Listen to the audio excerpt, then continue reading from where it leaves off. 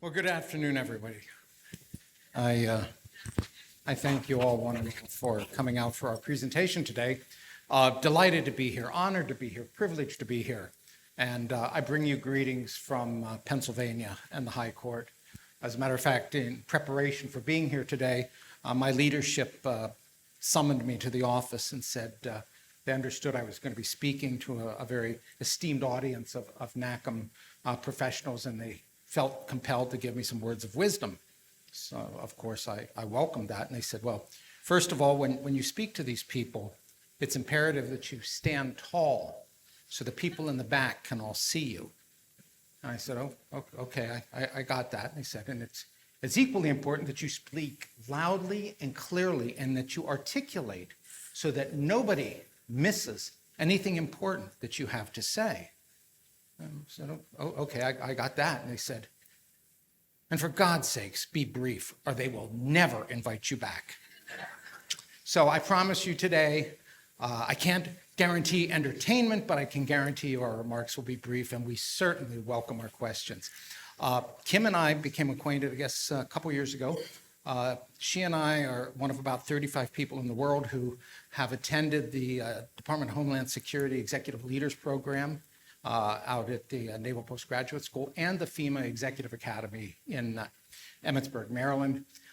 Kim has spent her whole career in emergency management. Mine has been in security management, private sector and public sector as well. And when the opportunity to submit a proposal to bring this presentation, I could not think of anybody better suited to join me for this, because by the mere fact that all of you are here, I am certain that security is a priority and a deep-seated concern in each of your worlds. So with that having been said, let's just be honest. How many of you really have concerns for judicial security? Excellent. My job is secure. Thank you. Seriously, though, when we talk about protecting America's third branch of government, it's a daunting task because the world has changed. It's changing, okay? And it's changing rapidly. And we're seeing risks today that are unlike anything we've seen before, not only by the volume of incidents, but by the term that I use, the treacherousness of those incidents.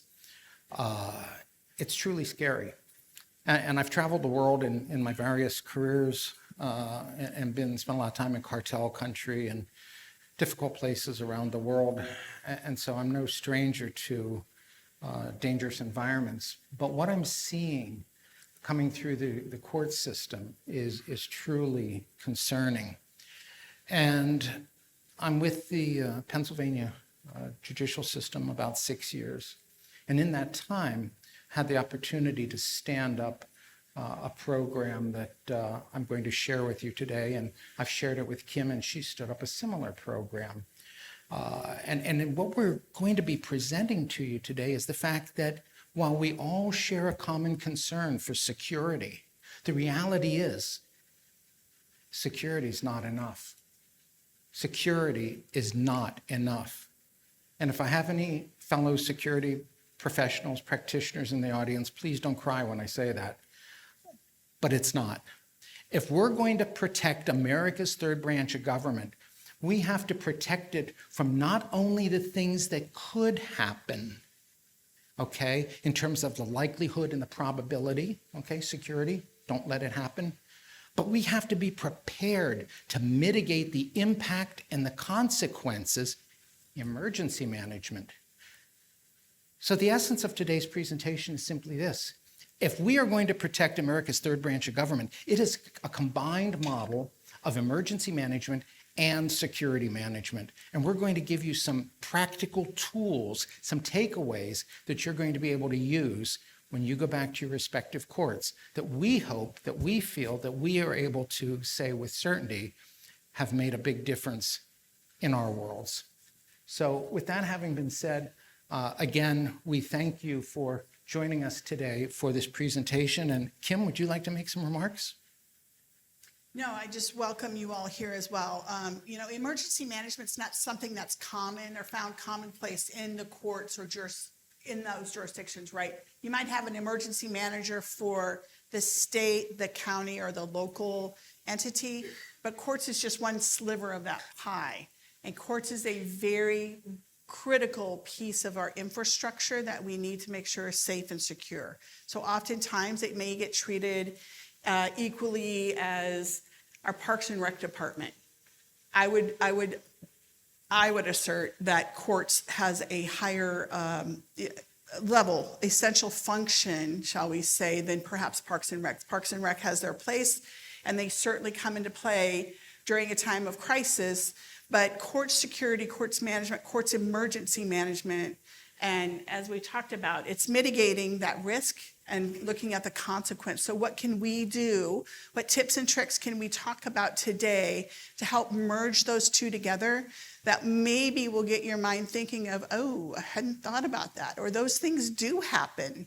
And how can we connect those dots and then formulate a strong plan that we're covering all the bases? It's not if, it's when.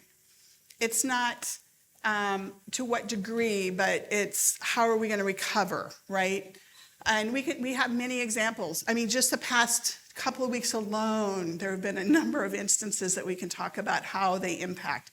And we're going to kind of highlight some of those. So, Rob? Absolutely. So our presentation today, there's basically 8 segments, and we're going to walk you through each of those. And we're going to start with a disclaimer. And the fact is that maybe some of the content that you're going to see today might be a little bit disturbing, and we certainly apologize if it unnerves anybody. But all of the headlines, all of the material that we're bringing forward was public media information. So we all are consumers of the media, print media, social media, televised media. Let's talk about some breaking news.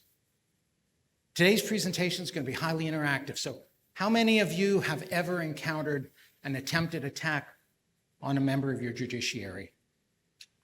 Can you put your hands up, please? Okay. It's something that's happening more and more and more. Here's a situation you're all familiar with, relatively recent. The attack on the judge in the courtroom, notwithstanding the deputies and the rest of the law enforcement presence. And this is happening more and more and more across America. That was an amazing leap. And when adrenaline gets going, we certainly understand somebody under the influence of drugs and alcohol, sometimes they have enhanced capabilities, but that was a tremendous leap. He probably could have had a great career in the NFL. How many of you ever encountered a fire at one of your courts? How many? Mm-hmm. Okay. If we're here to talk about protecting America's third branch of government, we've got to talk about it in the complete all hazards context. It's not just about bad guys diving over the bench trying to get the judge. It's about what are we going to do to prevent and to manage should, unfortunately, a courthouse fire erupt. Have any of you been severely impacted by a wicked storm? Yeah, absolutely. How are we going to protect our operations and our people? And we're going to talk about all the categories of assets as we go through this. But the point being, I'm asking you to raise your hands because maybe all of these situations haven't touched each of you, but all of these situations have touched some of you or most of you. Can you guys hear Rob okay, or does he need to turn up his mic? Yeah. You want to move higher? I'm going to move. There. Now talk. Thank you, Madam AV. How many of you ever encountered a massive protest at your courts? Maybe it's a high-profile trial, okay? Absolutely. Absolutely. And lest we forget, as the third branch of government, we are at a trifecta of risk, right? We have those who have animus towards the courts because of a litigant-specific situation. We have those who have animus against the courts because they are, in essence, the face of government. And we have those who have animus against the courts because of the rulings that they hand down on large-scale cases, all right? So unlike many other aspects or targets, shall we say, the courts have a trifecta of risk, and we need to always remember that. Has anybody in here not suffered a bomb threat? Bless your hearts. Yeah, you will. You will. Sooner or later, bomb threats are on the rise, okay? And what concerns me is the notion that, quote, and many of you may have heard this, it's only a bomb threat. It's only a threat, okay? You've heard that, right? There is no such thing as a bomb threat, just a bomb threat, okay? At the very least, it's a hoax. More than likely, we have to assume somebody is doing this as a dry run to assess the public safety response should they decide to go forward with a real event. So we never, ever assume it's just a hoax. At the very least, it's a dry run. Now, for those of you who have lived through this, when you have a bomb threat and the building evacuates, how many of you have rally points for your people to evacuate? And how many of you have those rally points are the same places you do for a fire drill? Okay? How many times do we have to call in a bomb threat for somebody on the outside to be observing to say, now I know where the people go? So you run the risk of the event happening for real, secondary explosives being outside, right? And all chaos breaking loose, okay? So our advice is always, if you're going to have a bomb threat plan and you're going to have evacuation rally points, you don't have to put it so close to the building as you would maybe for a routine fire drill, okay? Let's stand off, because the standoff distance required for even a suitcase-sized bomb, a briefcase, is measured not in feet, but in hundreds of yards. So you really want to get away from the danger zone.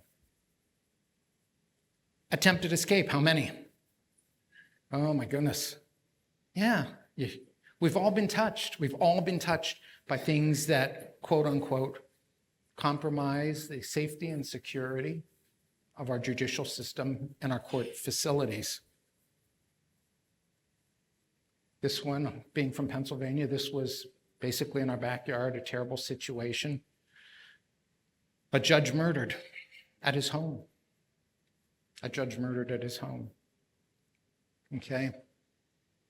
And again, judicial threats, I spend the preponderance of my time as the director, and we're going to talk about that, dealing with how best to manage judicial threats. Has anybody been brought down by a cyber attack besides us? Or shall we say last Friday, a Microsoft update? That wasn't a cyber attack, but that's a cyber event, right? That will change the way that our IT teams monitor computers and monitor, like right now, we are all plugged in, so we get the updates, right? If you were plugged in during this situation, your computer had to be touched. If my computer was offline and the patch and the upgrade was fixed before I went into the office and plugged in, all good. But if your office says, hey, keep them all on, turn them on so that we can keep updates, the process might change, because this was a worldwide event, as we know, right? Impacting critical infrastructure. It could have been way worse. It could have impacted the 365s. It could have impacted our phones. This was really nothing, but this was a great dry run for airlines, hospitals, 911 systems, communication, just critical communications. So just keep that in mind. This was not something somebody could have planned. Well, now, guess what? Those bad guys, not but 6 hours later, were trying to reach out to people and say, hey, you got the black screen or the blue screen of death. You need to call us with your passwords and your information. If you didn't have a strong IT department to help manage that process, I think a lot of people might have now been attacked by a cyber event.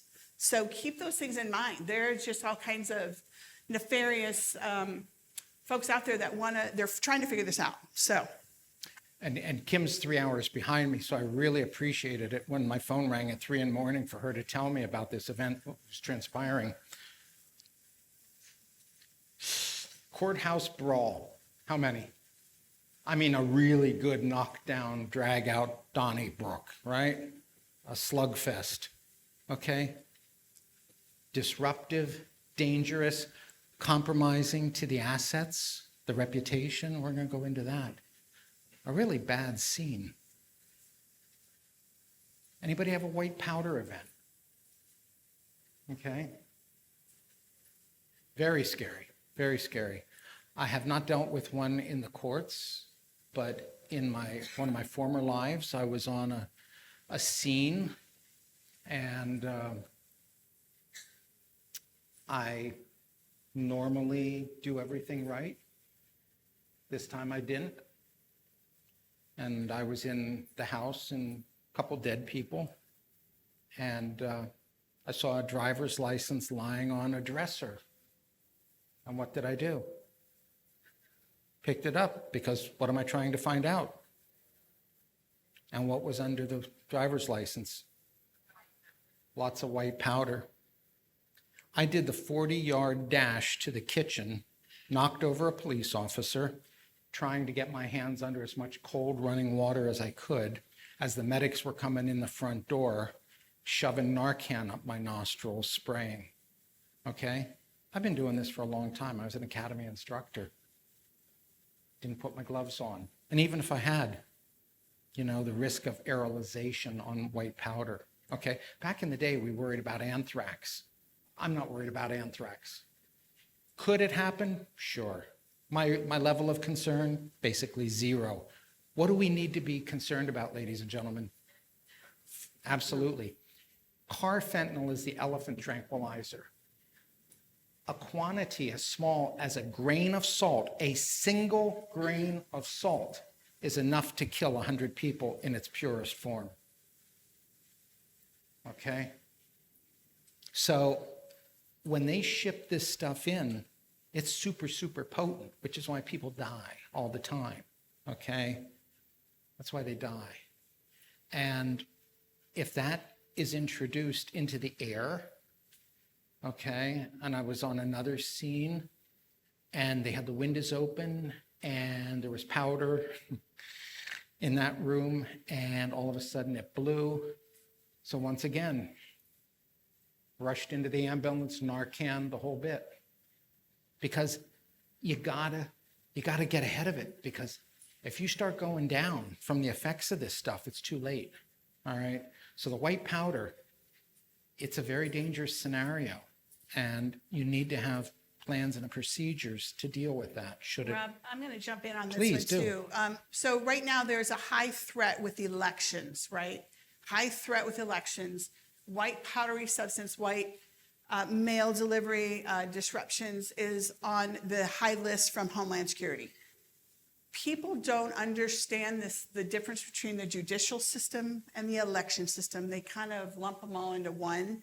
So you guys are a target. You may not be or may not know you're a target, but you're a target. So even if you're given a package or somebody just dropped something, a card off or whatever for, thanking you for whatever show and tell you did to the 6th grade class last week, it could be nefarious. So be aware. Make sure you have SOPs in place, standard operating procedures. What do you do if you get this, and how do you handle that situation? We ask that our mailroom folks, right, use gloves. Not everybody in the mailroom gets the mail. People drop mail at the front desk all the time, or at somebody's administrative. So just be aware. Again, awareness is all we're asking, and then go back home and look at your plans, what you have in place. Emergency action plans in this particular case. Outstanding. Has anybody ever experienced a courthouse suicide? Terrible situation. Terrible situation. And if you don't have a plan to deal with these things, and we're just touching on some headline news here, there's many, many, many more categories that we could put up here. But in the interest of time, we just took some of the highlights. And what's interesting is with each one of these, the impact cascades. There's the media, the involved parties, the safety to those in the environment. I mean, it just cascades. So now that we know that everybody in this room has, at one time or another, experienced one or more of these events, I think it's important that we talk about what exactly are we trying to protect, because that's why we're here, right? We're here to discuss protecting America's third branch of government. So let's talk about that a little bit. First, what are the assets we're here to protect? Well, certainly we are here to protect a variety of things, but we're here to protect physical assets. Could be a judicial center, could be a historic courthouse, could be a magistrate's court, or a traditional courthouse in your state or mine. The physical assets need to be protected. And that protection goes beyond security, because security, newsflash, only focuses on likelihood and probability and what we can do to prevent things from happening. The double newsflash is, despite our best efforts, things happen. How do I know? Because your hands were all raised, right? So we can all agree, and that's why we're here. We know, despite our very best efforts, bad things can and will happen, right? So how do we protect the third branch of government from something that we can't necessarily stop? How many of you have a security plan for your courts? Show me hands, please. How many of you have a security plan to stop a hurricane? Oh, well, all right, you win. We've had a few hurricanes, let's not. My son just moved to Arizona to go to college, and it's like 123 where you live, and 118. Oh, it must be a cold spell. You can still cook a turkey at 118. It'll just be a long, slow Drought, cook. heat casualties are very serious situations. But when we're talking about protecting our physical assets, what is our security plan? And what is our emergency management plan? Not if, but when it happens. What is your security plan to protect your human assets, whether it's jurors or judges or jurists arguing the cases, or even in custody defendants? There's many people who are going to be in your court system environs. How are you going to protect all of them? Okay? And not just protect them from the things that might happen, but what are you going to do to protect them when they happen? And that's Kim's field, and she's going to delve into a lot of this in a little bit. So we need to get away from the gates, guards, and guns model of security. And we need to start thinking in a risk management model. What are the assets? What are the risks? What are the appropriate measures? Okay, it has to be data-informed, risk-based application of countermeasures. What are the financial assets that we need to protect? Well, certainly to ensure appropriate governmental allocation of funding, okay, the appropriations for our budgets. We need to ensure that all of that which we do does not result in litigation against the courts. We need to ensure that in an era of ever-rising costs, that we are impeccable stewards of the taxpayers' funds, okay? We need to practice economy of scale. And when we're initiating expenditures, is it necessary? Is it the best approach? Is it the most economical approach? We can no longer afford to spend without careful consideration, are we getting the maximum benefit for our money? And certainly, what procedures do we have in place to have an assured collection of fines and costs in an era where the dollar is being stretched uber thin? Are we doing everything we can to make sure that our income is maximized? Those are our financial assets, our fiscal responsibility. We have a fiduciary responsibility to the taxpayers. And are we taking that into full consideration? And is it being protected? Here's one that's often overlooked: our reputational assets. Our reputational assets. It does not look well in the public's eye when the courts take a black eye because a hacker penetrated whatever safeguards, firewalls, antivirals are in place, and they score a hit on a judicial system, yours or mine, okay? Whether it's a denial of service, whether it's ransomware, it doesn't matter in the public's eye, because in the end, we might be the representatives of America's third branch of government, but you know what? There's a higher court in which we are all tried, and that is the court of public opinion. And that can be career limiting. So we can never forget that while we might be the judicial authorities in our respective judicial systems, at the end of the day, we are subject to being standing before, shall we say, those in the court of public opinion. And many times, they don't want to be confused with facts. Their emotional opinions are all that's taken into consideration. An inappropriate or premature inmate release. Where's inmate number 1, 2, 3, 4, 5, 6? Oops. What does that do to the reputation, the credibility, the trust in the courts? People can be crucified in the media for these events. What are we doing to protect ourselves? Not just from a security standpoint, but when it happens. What's your media control plan?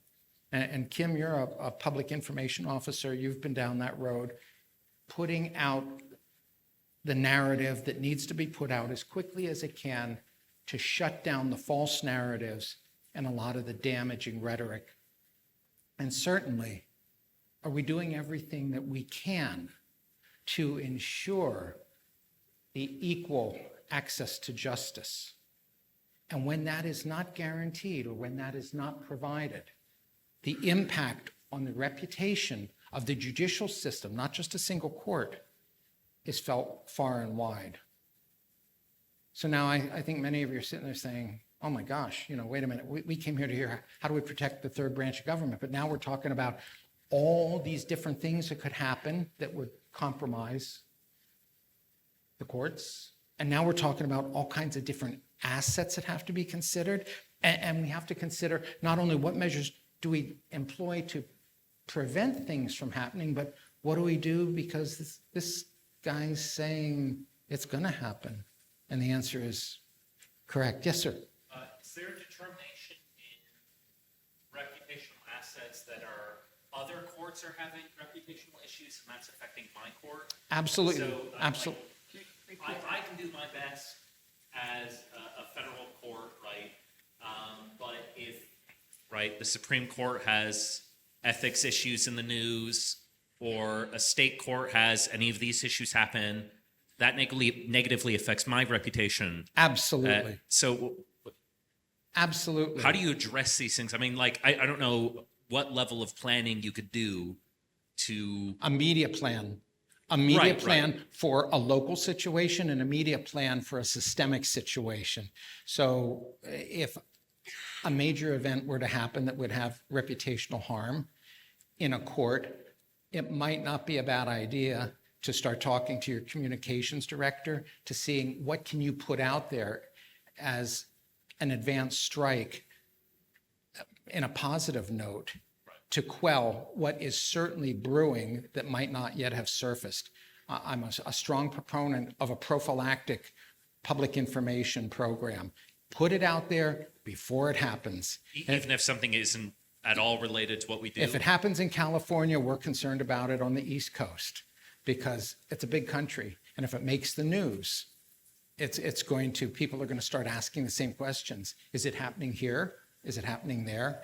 And with issues with the US Supreme Court, the issues that the public ponders with respect to those jurists are also considered at every state level. And so the prophylactic narrative, having a messaging and having that ready to roll for various situations, because you don't have 24 hours, you don't have 48 hours. You got to get on it and get on it now and get something out there that ensures, that calms the public that such things are not happening or that they are being, considered. And so, yeah, absolutely. Kim? And I'm just going to say that, the media, we've seen the media change over time, right? If you don't give them the narrative, they're going to find the narrative. And what sells papers is drama, is sensationalism, right? If you give them the narrative, you tell them, even if it's just regular community outreach, and you're like, hey, it's time for this, it may be out of cycle, we would do this 3 months from now, but something just happened, we're going to bring this back up. And again, once your audience gets used to that, your public gets used to that, you're just reassuring them, oh, bad stuff there, but we got great courts, and we feel secure here. So it really is, it's something that a lot, again, people don't consider as part of this, but having control of the narrative of what's coming and how you can manage that is really important. So get with your public relations, your community outreach, your PIOs, whatever it looks like, and have a crisis communications plan and a daily plan, and make sure when crisis goes into mode, you can slide, along that gamut. So That's a great question. Thank you very much. So, We have a question here. yes, I'm sorry, I don't please. see it. Okay, I'm sorry. I have a question because you have your regular courthouse type issues, and now there's increasingly political issues Yes. that are coming before the courthouse to resolve. I'm thinking that the past elections have had an inordinate amount of response in courthouses, and they, again, carry political issues, not just legal issues, and trying to address and control that conversation. It's a much murkier water than courts are normally accustomed to handling. What are your thoughts on that? Absolutely. It is a whole different arena of risk that I referenced at the beginning of my presentation when I talked about the trifecta of risk confronting the courts. So it's not just the litigants coming before the bench, okay, having direct animus for the judge and the ruling. It has to do with other things. The second leg on that three-legged stool is related to those persons who have general anti-government sentiments, and the courts are the face of the government, okay? If you doubt me, walk out front, see how many have a flagpole, right? So it's a government institution. I hate the government, I hate the courts. And it's a softer target than going after maybe the state house, right? Which is typically well equipped with either law enforcement or sheriffs, and as well as their internal security in the House and the Senate. So that's the second leg. The third leg has to do with the political ramifications from those persons who might be what I would call extreme activists or single issue extremists who are going to act against the courts because of either political rulings or current political issues that might be coming before the courts. And as Kim mentioned earlier, this is an election year, okay? My forecast, truthfully, I hope and pray I'm wrong, no matter how the elections turn out, we are all going to be impacted. We are all going to be impacted. And the security, the threat landscape is going to elevate. It is going to elevate and elevate rapidly. Okay, sir. So my court is located on the same block as the White House. Mm-hmm. How much security is too much security? For instance, for this election, Okay, because we're still a public building, right, but we also want to, protect everyone. right. There is no such thing as too much security as long as you're not precluding or inordinately hampering equal access to justice. But in a threat condition, If the threat con starts going up, and that's why you have to have an active, and we're going to talk about intel, but if things are changing, you need to respond to that, and you have to have a plan that says, if X, Y, and Z, then this is what we do. And Kim, some of the major events that you coordinated, can you speak to that? Yeah, I was going to say, so watch your security presence, right? You want to have security. You can have plainclothes people, but if you bring your security in and they've got their helmets and their battalions and you're just saying, hey, come here and protest and let's make it an ugly situation, right? You're inviting that. So I think stepping back and looking at, hey, what's the temperature?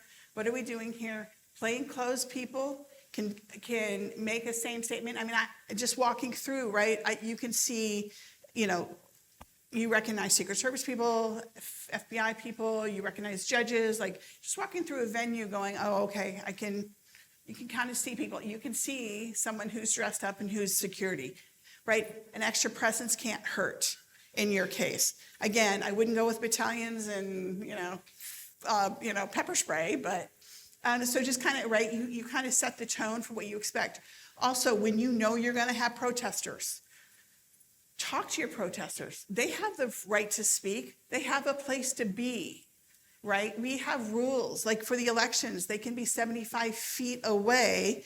In my jurisdiction, that 75 feet away is at the front of the courthouse. So we have actually canceled court for those 2 days because we don't need to be crossing those two issues on that day, right?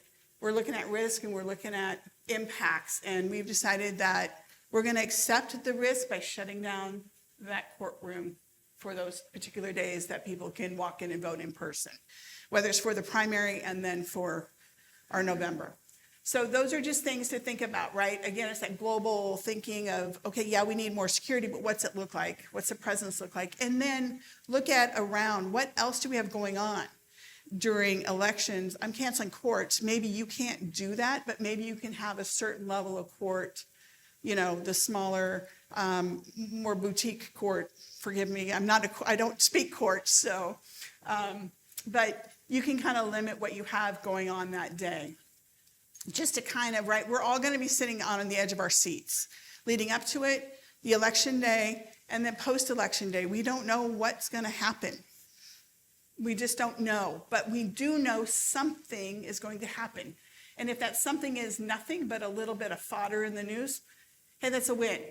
If it's something where people are like protesting, we got to be prepared for that. And again, as I said earlier, the general lay person does not understand the difference between elections and the courts. They think they're all one, that you guys are managing it all together. So. Excellent. And just to echo your comment, how many of you embrace the concept of situational awareness? Okay, I don't. May I encourage you to embrace the concept of situational avoidance?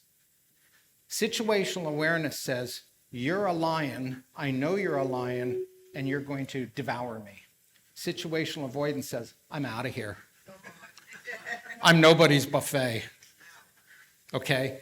So people preach situational awareness. My head's on a swivel. Sounds good, right? All it tells you is it's coming for you. Okay? If you know it's coming for you, get out of Dodge City. Don't be there. Okay? It takes two to dance. I'm out of there. Okay? And that's how your security planning has to be. Keep your security discreet. I respectfully disagree. Okay. Right? I got to have awareness because we can't just get out of Dodge. We can't pick up our operations and move.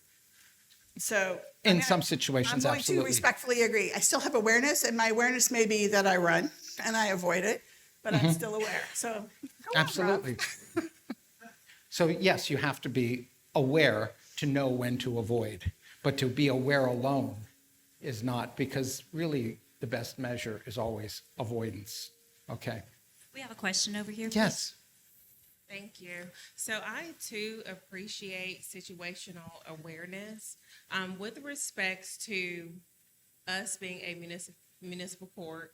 We are within a municipality, and we don't have total control over some of these issues that we see because we are situationally aware. So what are some of the additional resources that we can hand over to, city administration to say, hey, this is an issue? One issue in particular is that because we are a part of City Hall opens up at 6. There is no security there until 8. That would never happen inside of a court building. Understood, and that's a great question. Thank you. And to be frank with you, this puts a premium and necessitates having a seat at the table and having an open dialogue. Hopefully you have the concept of an intergovernment committee, a local court security committee, something that when situations do come up and have a seat at the table with all the stakeholders, because it's not just your issue, it's going to impact everybody. And if there's a failure to communicate and a failure to agree, and you don't have the opportunity, I can tell you of a particular case where I was asked in a situation where, what is the recommended guidance for bomb threats? And I said, who's in charge? And they said, well, it could be this, it could be the fire chief, could be the police chief, could be DHS, could be the bomb squad, could be the mayor's office. And I said, well, then let's all get together and have a meeting.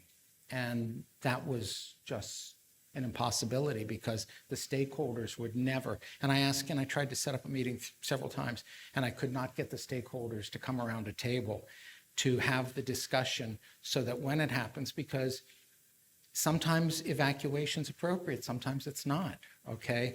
The important thing is that you don't have this conjecture of opinion and a power struggle when seconds count. And so when you have a situation where you feel the threat landscape is changing, it has to be understood, shared, and communicated with all of the stakeholders, okay? And then the appropriate authorities, leadership, will make a determination on how it should be handled. But I appreciate deeply the challenge that comes when you don't have that. So thank you for that question. That's a great question. Do you have individual court security on top of your police force? So court security is there at 6, but police doesn't secure the building until 8. Is that what you're saying? Their position is basically it bisects with the city. So they are basically there for the city and also for court. Yeah. And it just does not work well. Yeah. I encourage you through your state Homeland Security. There's other aspects, and I can put you in touch with the acronyms. We love acronyms in emergency management. Who can send down, we have a fusion center. Every state has a fusion center, and it's kind of like the threat liaison, Homeland Security, all of what are the big issues happening around the country, around the world, around the states, locally, and on down. Once they reach out to your police chief and tell them that a threat is imminent in the courthouses these days, especially around election security, I don't think your police chief, adding 2 extra hours of security a day, especially around these high these high events that we're dealing with, he's going to get egg on his face. He or she, shall I say, will get egg on their face. Once they're aware, then they need to take action. So hopefully that's something I could share with you following, and who to connect you with, and then they can have conversations. So oftentimes, if we get somebody who's public safety or law enforcement background to talk to law enforcement, they can speak and they can understand. So sometimes, if I talk to a cyber geek, I don't know what they're talking about. But so when they tell me there's a big cyber threat coming, it's kind of, I need somebody to be that translator for me. So let me connect you with some people at your state, local, and federal levels that will help drive home the point that might help you, okay? Absolutely. Data-informed decisioning. Yep. So we talk about all the cornucopia of risks that can happen, okay? They've touched all of us. We talked about what are the assets to be protected, but what are the harms to be avoided, okay? There's 3 categories. Emergencies. Emergencies are events caused by intentional acts. Here we have a situation where we have maybe an active shooter, Maybe we have a bomb blast, an IED detonates. Maybe violent extremists, terrorism, or a denial of service cyber attack, a critical situation. These are some of the emergencies that, and it's just a sampling of what could happen. But this is something to get us thinking. So let's read this scenario. At approximately 10:05 a.m., court administration is advised of an apparent suicide in the courthouse's main atrium. Initial information suggests a distraught male litigant entered the courthouse, proceeded to the atrium where he ended his life in the presence of numerous employees and visitors after a brief standoff with deputy sheriffs. So my question to you, ladies and gentlemen, how would you handle this situation? And is your court prepared for this event? Let's take 2 minutes and talk amongst ourselves. Please chat with somebody near you.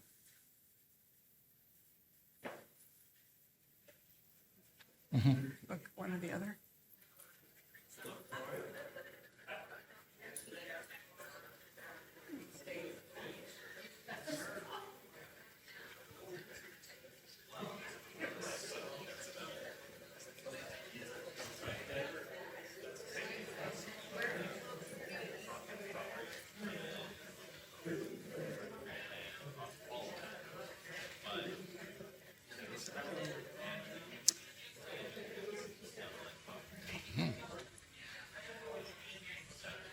Good people.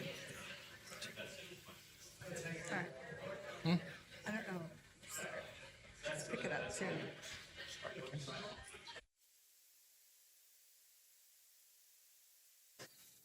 Okay. Let's get back to this. I see some unhappy faces here, maybe some. Who would like to share if they're prepared? How would they handle it? Do I have somebody who would like to share, please? We got Please. prizes. Outstanding. The joking way to put it is we have to be careful not to have a I'm rubber, you're glue situation where everyone's disavowing any responsibility. Absolutely. In the building I work in, we have 3 public entrances. So we could arguably close off the one atrium and work through the other 2 to allow people to continue to have access to the court while we address the immediate issue. Mallory and I discussed this. Our biggest concern is to avoid siloing the issue where people are pointing fingers. This is a law enforcement issue. This is a court issue. And making sure that people work collaboratively to address the issue, address the needs of those people who were affected by this incident directly and indirectly, and bring things to a sense of normalcy so operations continue and you protect those people directly and indirectly from the impact of this event. Outstanding. Great answer. Great answer. Yes, please.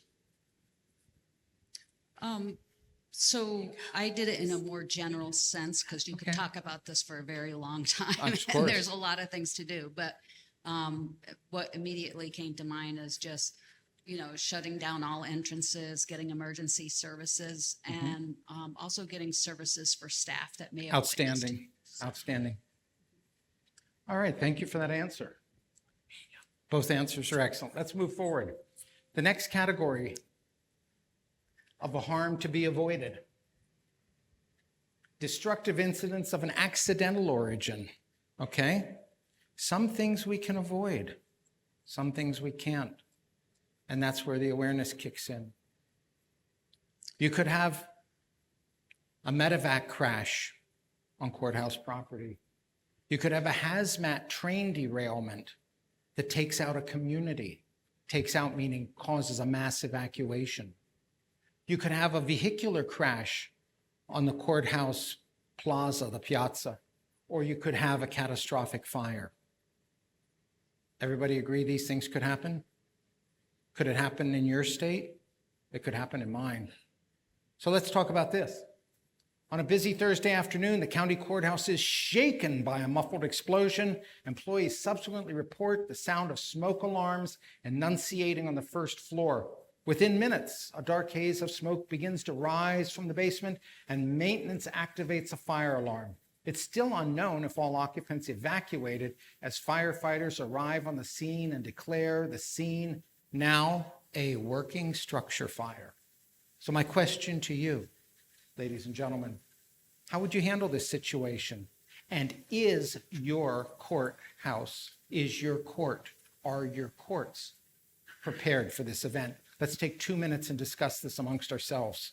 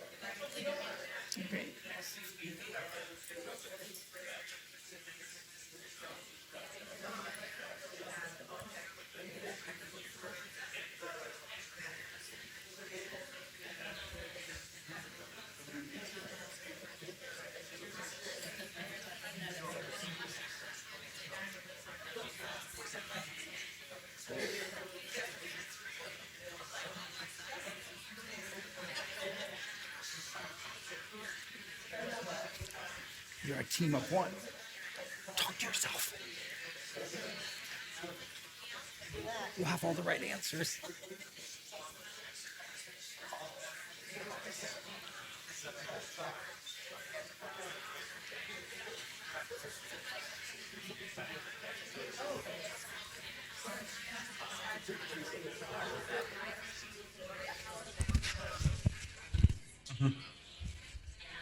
Okay, let's get going on this.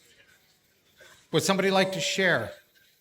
Sir. If you have automatic emergency notification system like Dove Delivery or whatever, send that out to respond to this if you're safe.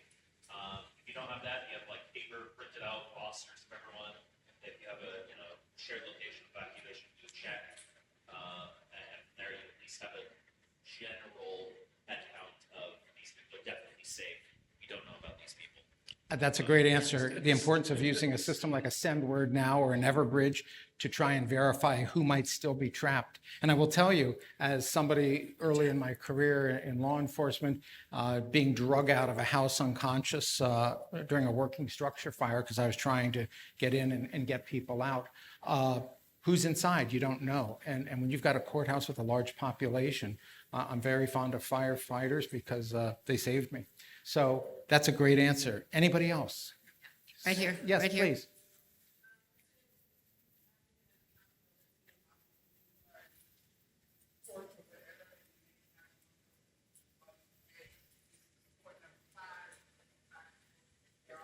Having an accountability program so you know who should be where. Outstanding. Thank you so much. So I'm in a small court and I've been there. Let me talk Right, there you are. just so I'm know. sorry, I didn't see you. Okay. I'm in a small court. I've been there just under 2 years. It's not chocolate. When I came, it's not working? There Oh, you I gotta go close? What? Okay. So there was nothing in this courthouse. They didn't do fire drills. They didn't have a security plan. So since then, we've done the security assessment. We've assessed where our gaps are. We're working on filling those gaps. Recently, we had a woman hyped up on meth wanting to kill the people in the courthouse. So she drove up, and we're in a city complex. She drove up onto the sidewalk and was within a foot before she decided, no, I'm not going to do this, a foot of where all my clerks sit. And so now I did a space needs assessment. I've got several things I want to work on with security, and I'd like to get with you on that. I have to convince council that this is important because it's not to city council. So now they're going to do ballards out in front so cars can't drive up there. It's not enough, but it's something. And we're going to talk about So that. it's really working, being engaged with all of the different Absolutely. departments that are Absolutely. involved. Having a gap closure plan. So let's move forward here. The third category, so we've got the emergencies, we have the catastrophes. What about natural disasters? I will tell you, a security plan offers minimal value when you've got an earthquake, when you have a hurricane coming, okay?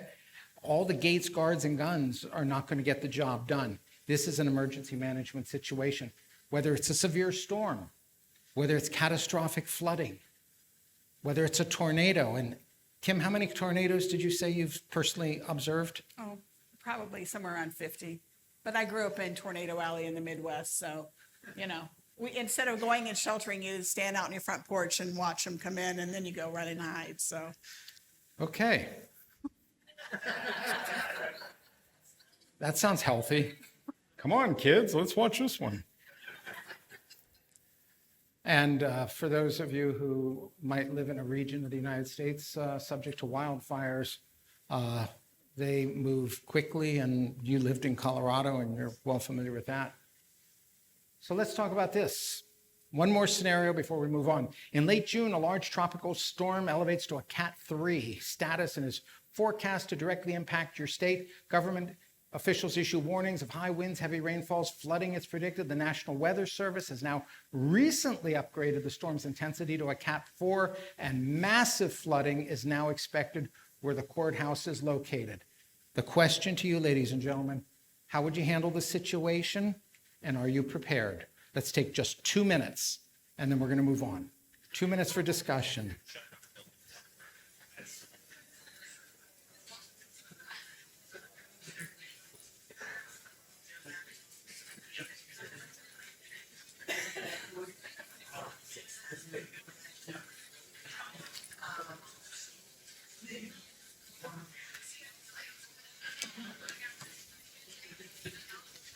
That's the face of confidence.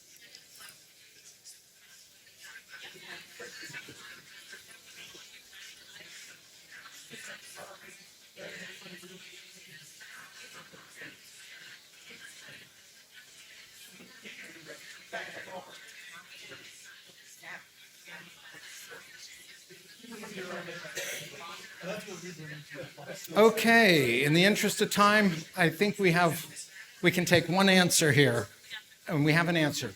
What would you do?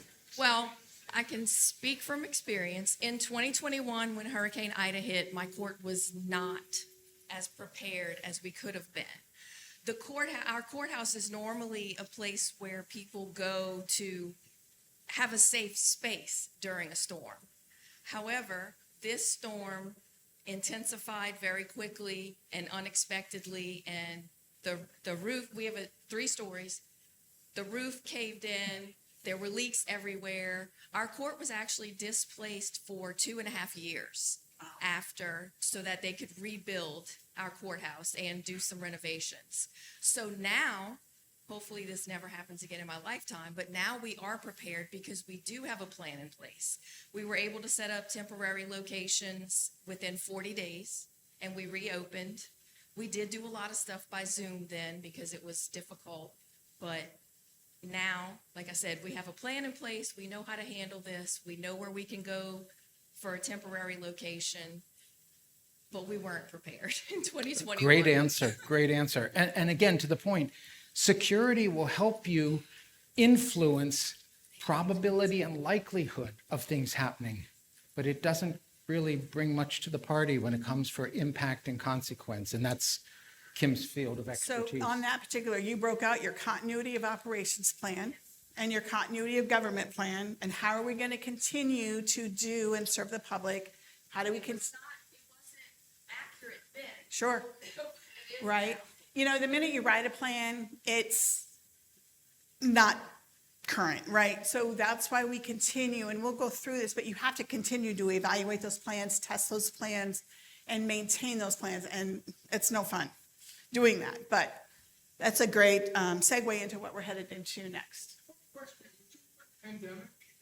All right, I was just gonna say. Absolutely. I think we all learned a little bit from COVID, right? Who needed to come in, who could work remotely, who are essential, what functions do we do that are absolutely essential that must get done? Where can we work elsewhere? What's critical facilities? Orders of succession, who's in charge? What if the big dog goes in the hospital because they've got COVID? Who now has a authority to make those critical decisions? I mean, there's all kinds of things, 7 or 8 factors in continuity of operations plans. So, good question. Okay. So now we've talked about what are all the bad things that could happen. Okay, we sampled them. We talked about what are the assets that need to be protected. We talked about the 3 categories: emergencies, disasters, and catastrophes. Let's talk about what are we going to do about it. This is where the proverbial rubber meets the road. I said in the beginning of the presentation that the security management model is not enough to provide holistic protection to America's third branch of government. It necessitates security management, which influences likelihood and probability, as well as emergency management, which influences consequence and impact. So if you know your building is going to flood, locking the doors is a security measure. Getting the assets to high ground, that's emergency management, right? And if you don't have a plan to do that, and having been in a situation with this already, where I was evacuating critical intellectual property computer systems to high ground in waist-deep water in the private sector, okay? They knew it was coming, and they hadn't planned on this. And yeah, the building was locked, but guess what? Doors cave in, okay?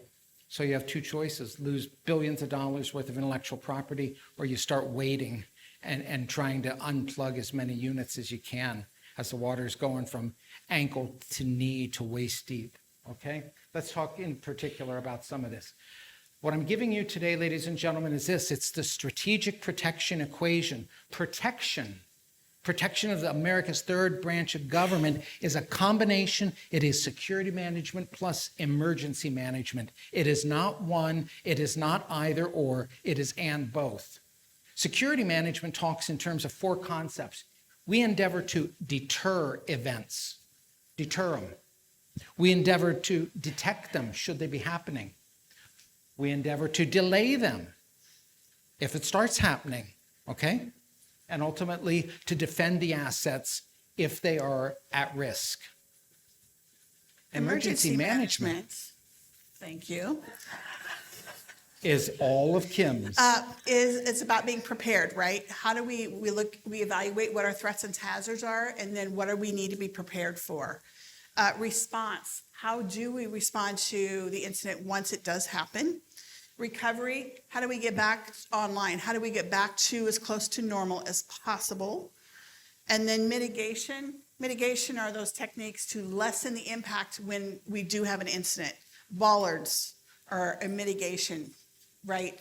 Somebody still may ram those bollards and cause some damage, but man, it's going to lessen the impact because we just put something in place. So. Absolutely. Excellent points. We're going to talk about security management, then we're going to talk about emergency management. Yeah. Basically, security management has 4 disciplines: the efforts to deter, detect, delay, and defend. We talked about that. I want you to think of this as concentric layers, okay? We want to deter people at the first fence. If they get through it, we got to detect that intrusion. They're pushing the envelope. We're going to delay them, okay? And then ultimately, what are we going to do to defend that? But we can't think of it in a linear context. We have to think of it in a 360 circular format, and that's what this reflects. If you're going to deter, you can have signage, security signage. You can have a killer golden doodle. That's my gunny, okay? He barks ferociously as he brings you a tennis ball, okay? You can have a well-equipped building, detection, motion-censored floodlighting, alarm system, AI cameras, okay? That will detect. Delay, not locks, security-grade locks.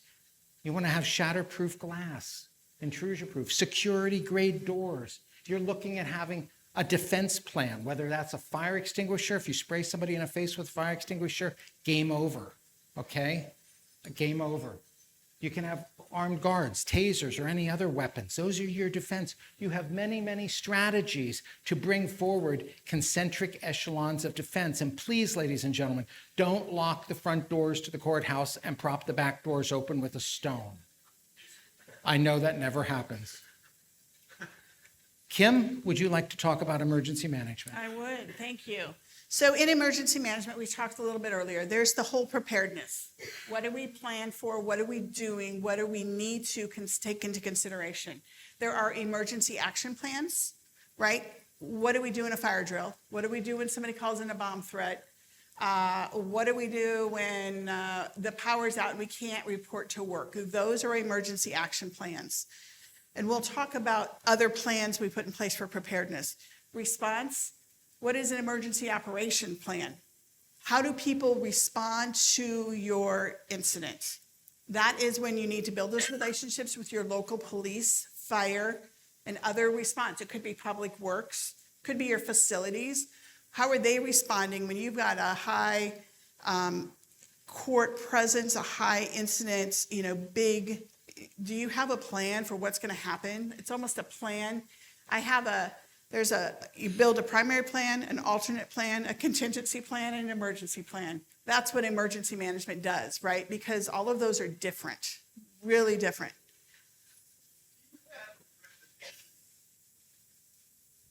Do you have a recommendation or guidance? For example, we have the federal courts here. They have their own security system that's incorporated within the judiciary. For most of us at the state or the local level, we rely upon someone in the executive branch to provide that for us. And as Mike Tyson, among others, say, everyone has a plan until that first punch lands. Absolutely. Yes. Yeah. I'm going to talk about that. That's a great question. We can Yeah. defer very And quickly. we're gonna chat on that Absolutely. down the line, okay? So great question. We will come back to that. Recovery is how we get back to near as normal as possible. And mitigation, again, we talked about that. We're trying to prevent those issues from happening, and if they do happen, it lessens the impact. So preparedness might be your emergency action plan. What do you do if workplace violence, emergency phone numbers, severe weather? What do you do? How do you hunker down? In the old days, it was get under your desk in case a civil defense was coming. Nowadays, for kids, it's active shooter, right? They know how to behave during an active shooter incident. They're prepared. Response, what are we doing? Where is the emergency entrance, emergency exit? We call it ingress, egress for your police and fire to get in and deal with the situation, even if you're locking doors. How are they getting past your metal detectors? What does your plan look like for response? Because it's unique for you all. It's not just a public place, right? You have people that need to be secured, other people that should go through security. There's all kinds of reasons why this is a really important plan for courts. Recovery, again, we'll talk about recovery. Our continuity of operations plan comes into play. And then mitigation. We're going to pass this back, Yep. and we're going to be bouncing. We're running short on time, but I really want to introduce you to this. This is the Security Cubed Program Enterprise. If you're going to have holistic protection, you have to have a competent security program, and you have to have a competent emergency management program. The emergency program Kim has is designed like this, but with separate, shall we say, programs. And I want to go through this very quickly with you. And I strongly encourage all of you to consider this as you continuously improve your respective programs. You're going to need a security awareness program. This is security education, okay? We have like a dozen programs we push out by webinars, workshops, live presentations on an array of topics from active shooter awareness, bomb threat, on and on and on. The most popular program that we're pushing out is de-escalation. And that absolutely, we could push that out every week, I think. We just can't get enough of that out to the consumers. The physical security projects. How many of you have essential security features lists, minimum standards, a plan to bring a uniform modicum of security to all your courts? Do you have that list of features that are appropriate, necessary, and required? And how do you go about ensuring that that is brought to the courts? If anybody has questions on this, please reach back to me. I can help you. You want to have a protective services program where you're able to provide boutique services, safe travel planning for the judges who might be going out of the country, special event. If you're going to have a judicial conference, ladies and gentlemen, I beg of you, listen to me. Do not trust security to an 18-year-old or an 80-year-old with a walkie-talkie and a ring of keys at the local hotel, okay? You cannot protect 400 judges at a conference or a convention when you've got an 18-year-old or an 80-year-old with a walkie-talkie and a ring of keys. You need to do an advance on the facility so that you know what they have, what they don't have, and what are you going to do in the event of a crisis. You're going to need to have a vulnerability assessment program. I can offer self-assessment instruments as well as boots on the ground, comprehensive evaluations to determine those vulnerabilities and come through with recommended plans. And you can prioritize them as well. My typical vulnerability assessment report's 75 pages for a courthouse, a single courthouse. And you want to have that risk-based that we talked about earlier, okay? Don't just shotgun and say, well, you need more magnetometers. Maybe not, maybe not. Why do we want more magnetometers when judges have their names on parking spaces? Let's keep going. Judicial threat management. I spend the preponderance of my time here.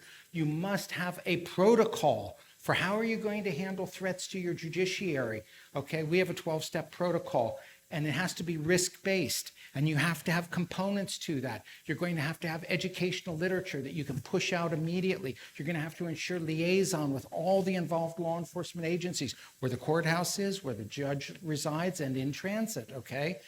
The program, and you're going to have a bona fide risk assessment methodology, okay? And there are software applications out there that can assist you with this, as well as proprietary programs where you're identifying and quantifying the red flag indicators of impending violence, okay?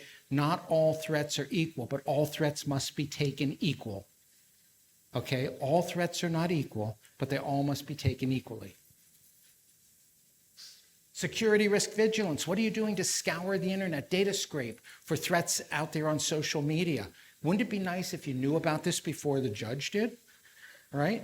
Okay. What are you doing? There's commercial products out there. There's efforts underway to create judicial intelligence centers, judicial threat intelligence centers. What is your protocol for disseminating this information, not just to law enforcement, but to the fusion centers where they can connect the dots? Okay.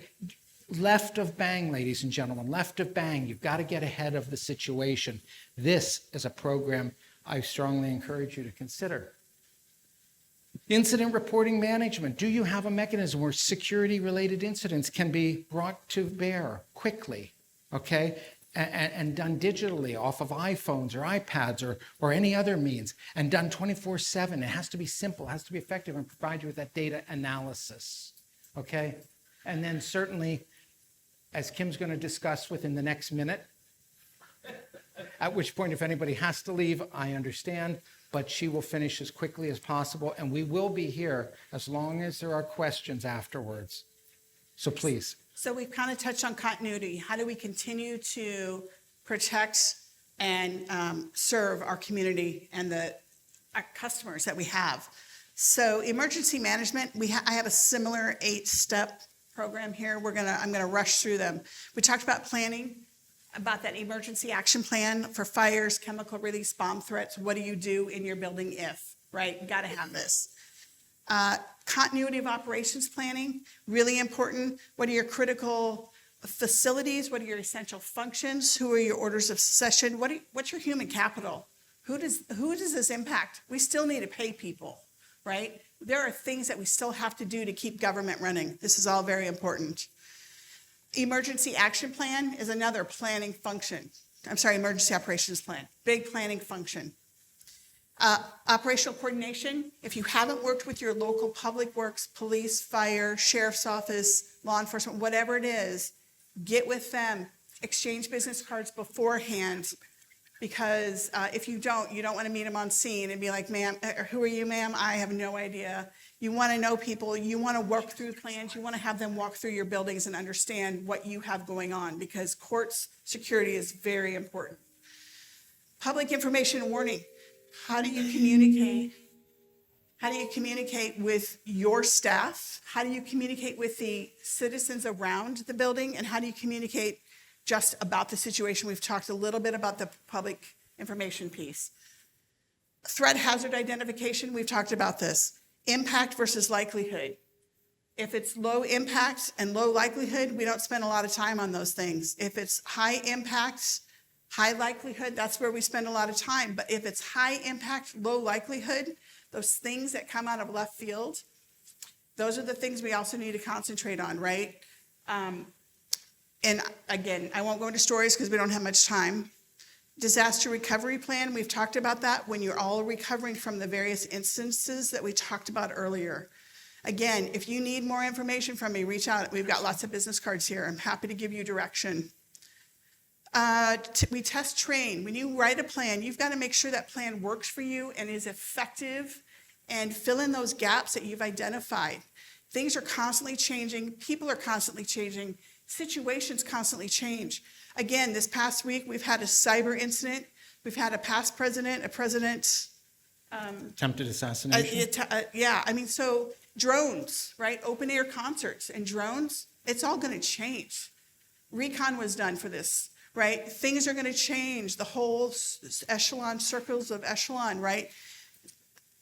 Well, we won't even talk about if that, it obviously was a failure on the security's part, but what's going to change in our world? Most things are going to be held inside now. They're not going to be outside events. We're going to have to lock things back down, right? Because we need to test, train, and exercise and look at the best practices and lessons that we've learned. Evaluate your plans. Again, this is that best practice. Constantly improve. I always say never let a disaster go to waste. I want to learn from somebody else's disaster how they responded and recovered. There is a site out there that are best practices and lessons learned. There's a website. You can read any after action report on anything that's ever happened, whether it's Katrina to, there'll be one in the future, Fukushima, what was their response to the radionuclear power plant, to How many weeks were you in Katrina? a month or so, but anyway, we won't go into stories right now. Community resilience, right? If you can make your community resilient, and I want to start with, it starts with you, okay? If you have a plan, you have a personal plan, and you know your family has a plan, that makes your community more resilient, then you can come to work and then support your position in your role. So that builds community resilience. Letting your community know they need to be prepared. 911 is not coming to save them. I sometimes talk to homeowners groups, and there might be this many people in the homeowners meeting, and they're like, well, we're just going to call 911. And I'm like, okay, if you call 911 for everybody here, I'm running out of people, and they're not coming. And they're not coming to you because you have an ailment first. They're coming to the first person who hit 911 first, and then they're going to the next one. So it's just best if you're personally prepared, right? And that builds community resilience. All of our planning will build community resilience.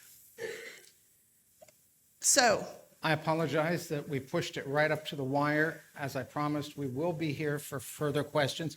But for the good of the order, does anybody wish to offer a question now, or would? Quick question. Security Emergency Preparedness Committee of Arizona requires that we're all, that we have committee reports. So I see it hasn't happened in a lot of reports. We just started ours. Is that involve both security and emergency? It should. Thank you very much. We'll be here for further questions. I appreciate your time. thank you.